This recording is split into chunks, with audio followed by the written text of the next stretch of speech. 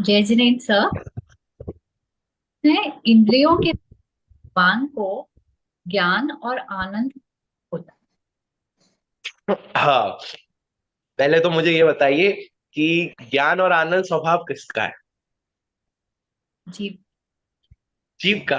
तो इंद्रिय तो फिर इंद्रियों का तो प्रश्न ही नहीं उठता, इंद्रिय तो पुद्गल है। समझ आया कि जो जिसका स्वभाव ही नहीं है तो उससे हम आनंद की कल्पना कर क्यों रहे हैं? ये भी तो हमारा मिथ्यात्व ही है एक। समझ आया? देखो, ज्ञान और आनंद जीव का स्वभाव है, इसलिए कहा जाता है ज्ञानानंद स्वभावी जीव तक। क्या पुद्गल को कहा जाता है कि पुद्गल ज्ञानानंद स्वभावी है?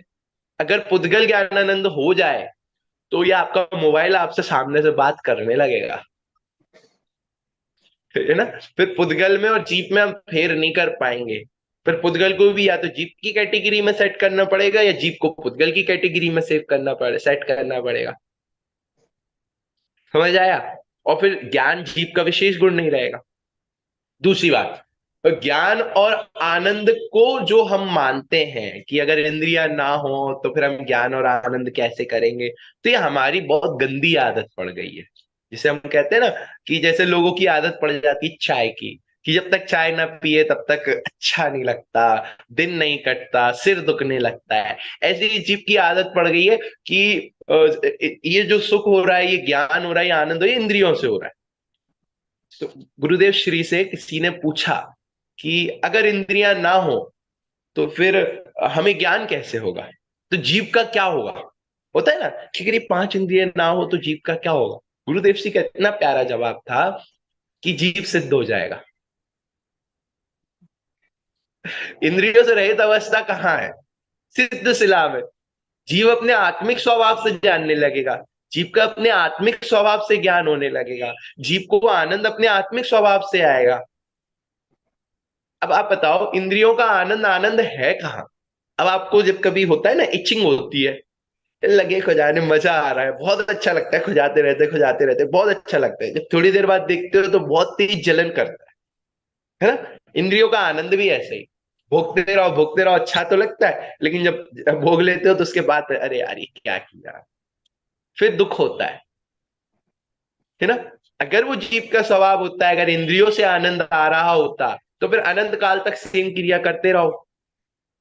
क्यों? क्योंकि आनंद तो जीव का स्वभाव है। और वो अगर इंद्रियों से आ रहा है तो फिर कभी थकना नहीं चाहिए, स्वभाव में थकावट नहीं होती।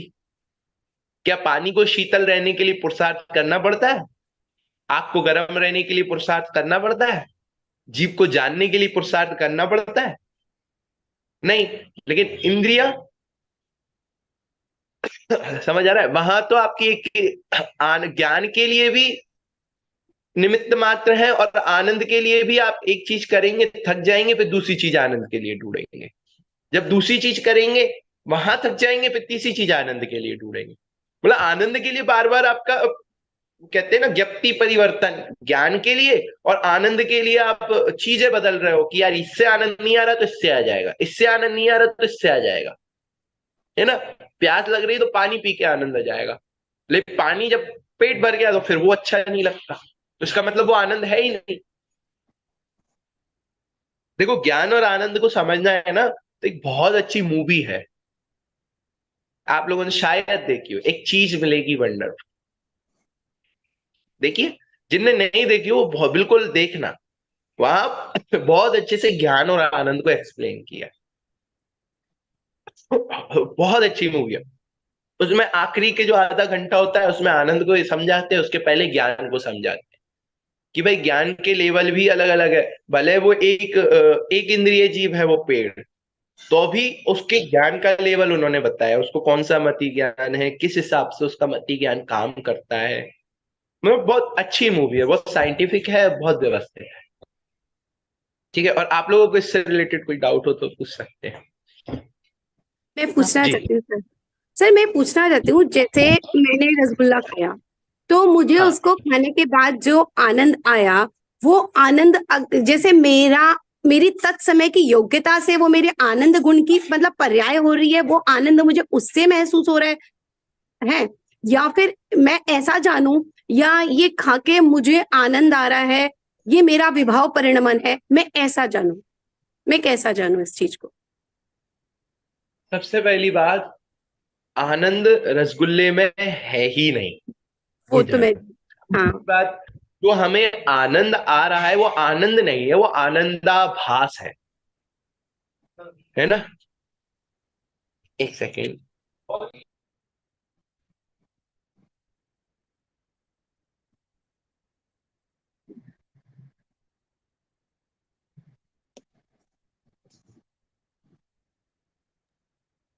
देखिए, जैसे सॉरी। हाँ, अ, वो ना, पहली बात तो आनंद है नहीं, वो है आनंदाभास। और दूसरी बात, जो हमको लग रहा है ना, वो आनंद तो कायदे से आत्मा का ही है, लेकिन उसको हम गलत जगह से मान रहे हैं, गलत जगह से समझ रहे हैं, गलत जगह से डिमांड कर रहे हैं। समझ आ रहा है? अगर हम गलत जगह से उसकी डिमांड करेंगे तो वो कभी फुलफिल होगा नहीं। क्यों? रसगुल्ला एक समय के बाद खत्म हो जाएगा, है ना। तो हम चाहेंगे दूसरा खा ले। अगर हमने 10 खा लिए तो पेट खराब हो जाएगा। तो उस जगह से हम आनंद की कल्पना कर रहे हैं तो आनंद मिलेगा नहीं। और दूसरी बात, वो जो आप कह रहे हो आनंदाभास है, तो वो आनंदाभास आनंदाभास की तरह ही रह जाएगा। जो वास्तविक आनंद आपको मिलना चाहिए, जो वास्तविक आनंद आपका स्वभाव है, वो आपके, वो उन चीजों से मिलेगा जो चीज को आप अनंत काल भोग सकते हैं। उन चीजों से नहीं मिलेगा जो आपके लिए क्षण मात्र में बदलना पड़े। सीधी बात, पर वस्तुओं से नहीं मिलेगा, आपके आत्मा के आत्मिक अनंत गुणों से मिलेगा, जिनको आप अनंत काल तक देख सकते हैं, अनंत काल तक जिनमें रह सकते हैं, अनंत काल तक भोग सकते हैं। आप पॉइंट समझ रही हैं? जैसे आप किसी और के घर में जाएं, किसी और के घर में रहें, तो आपको अच्छा तो लग सकता है, 1 घंटे 2 घंटे आप उसके यहाँ बैठ सकते हैं, लेकिन आप उसके यहाँ 2 घंटे 3 घंटे ज्यादा नहीं बैठ सकते।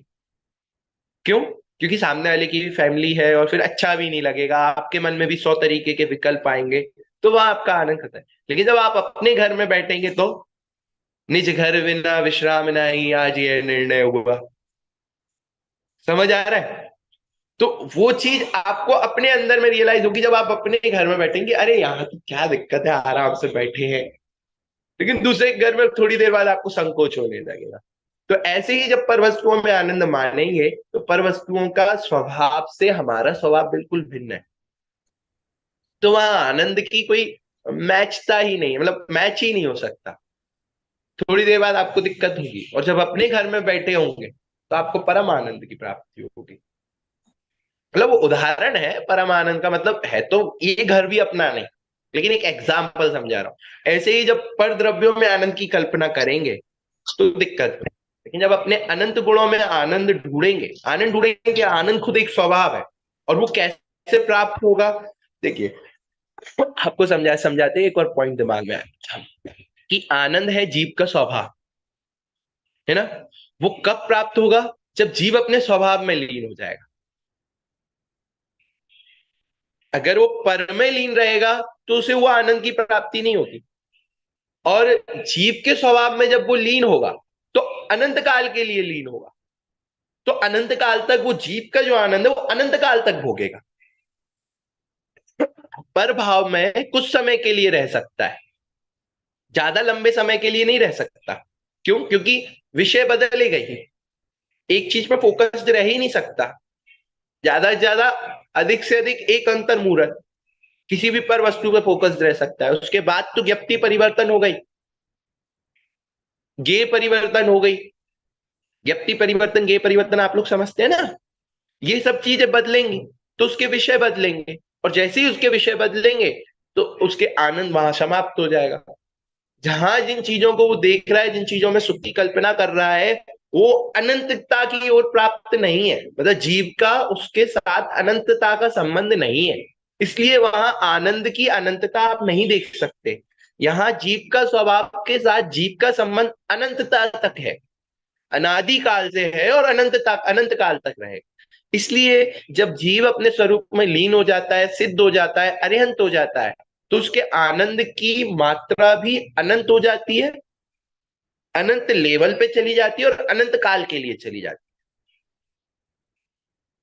समझ के सर, जय मतलब दृष्टि द्रव्य पे रहती है तो सारे गुण एक साथ अनुभव आते हैं और कंटिन्यूस वो होते हैं। और यहाँ दृष्टि मेरी पर्याय पे आ रही है कि मेरे इस गुण की पर्याय हो रही है, अब इस गुण की पर्याय हो रही है, या तो यहाँ मैं पर्याय दृष्टि हो रहा हूँ, तो वो मुझे सुख नहीं दे सकता।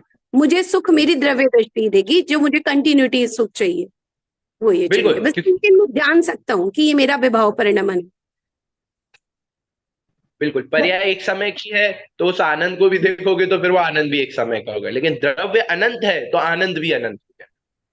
आनंद का मतलब क्या, कोई अलग से ऐसी वस्तु नहीं। आनंद मतलब अपनी ही चीज को देख के संतुष्ट रहना, अपनी ही चीज को देख के मन गदगद रहना, वो आनंद है।